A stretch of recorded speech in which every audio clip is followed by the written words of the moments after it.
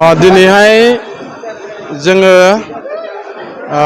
मानगोनां एनडिबिनि फाउन्डार प्रेसिडेन्ट रन्जन दैमारी सारनि जोनोम सान। बे जोनोम सानानो जाहैबाय 65थि जोनोम सान।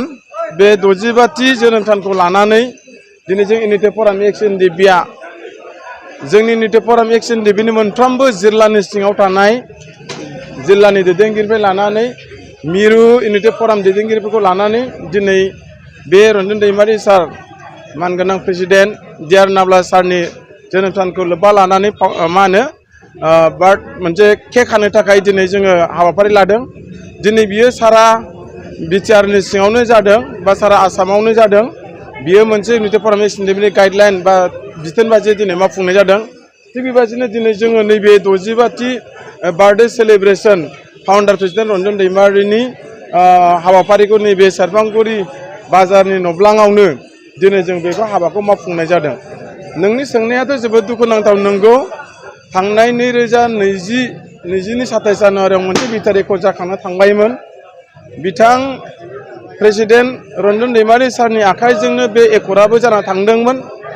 एकर्ड जाखांनायनि उनावहाय आरोबाव दानि माखासे सरकार सालायग्राफ्राबो दिनै फ्रायानो बिटिआर सिगनेटरि गोजामोन।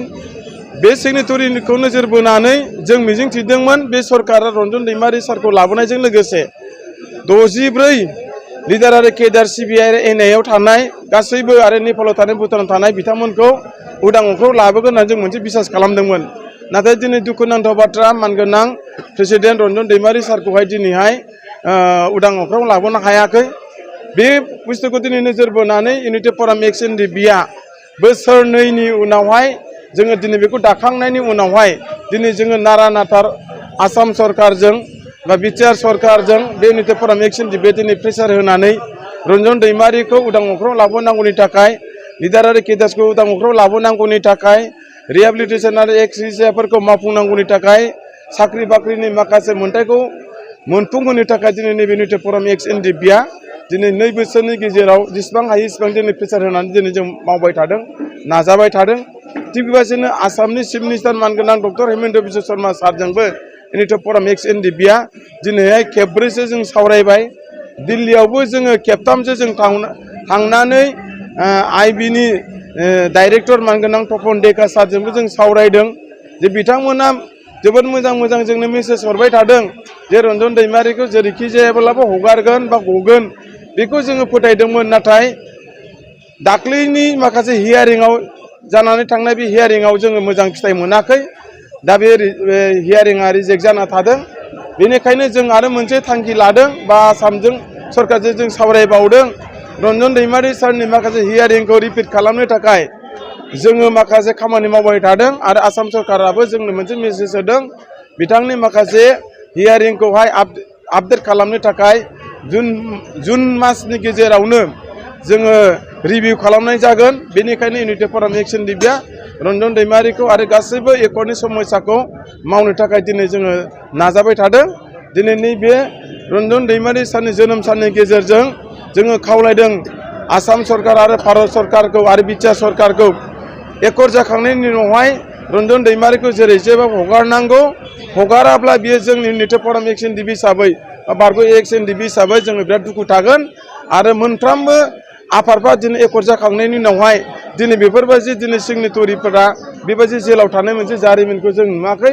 दिनै अकल जोंनि एक्स एनडिबि आफादनि सायावल' जोङो दिनैहाय बे मोनसे एकर्ड जाखांनायनि उनावहाय जेलाव थानाय मोनसे जारिमिनखौ जों नुदों। बिनि थाखाय जोङो बेसिकेलि जोंनि बिटिआरनि रायजो राजाफ्रा, बिटिआर सरकारा, बर'नि इन्टेलेक्सुयेलफ्रा दिनै गुबुन दल संगठन आफादफ्रा दिनै एकर्ड जाखांनायनि उनाव दिनै बेबायदि जेलाव थायाखै। दिनै जोंनिल' मोनसे जारिमिन जाना थादों। बे जारिमिनखौ जाहाथे जों साफ्रोमबो बर' रायजो राजाफ्रा, गोरों गोराफ्रा, सरकारनि मानसिफ्रा बे बुस्थुखौ दिनै नोजोर होनाया गोनां। दिनै बेखौ जों आपिल खालामदों नैबे 65थि बार्थडे सेलिब्रेसननि गेजेरजों। ओंखायनो दिनैहाय आसा मिजिंथिदों रन्जन दैमारीनि देहा सोलेरा दिनै नोंगौ गुवाहाटीनि काहिलिपारानि 10 एपिबिएननि हेडक्वार्टार बेवहाय दङ। जोङो आर'ज गाबदों रन्जन दैमारीनि जिउ सोलेरा, देहा मोदोमा अरायसम गोजोनै थाथों, लोमजा साजानिफ्राय मोजाङै बासायथों, बेमार आजारावहाय जाहाथे दागोग्लैथों आरो सानसेब्लाबो जोङो रन्जन दैमारि सारखौहाय बख'नो थाखाय जों सेस्था खालामदों आरो सानसेब्लाबो रन्जन दैमारिया गगोन सानसेब्लाबो बे बिटिसि हालामखौ दिनै रन्जन दैमारिया सासे दैदेनगिरि जानानै बर'फोरखौ दैदेनगोन बेखिनि थाखाय जोंहा मिजिं दं आरो रन्जन दैमारिखौ जों जेरैखिजाया बख'नो थाखाय जोङो दिनै नोजोर होदों।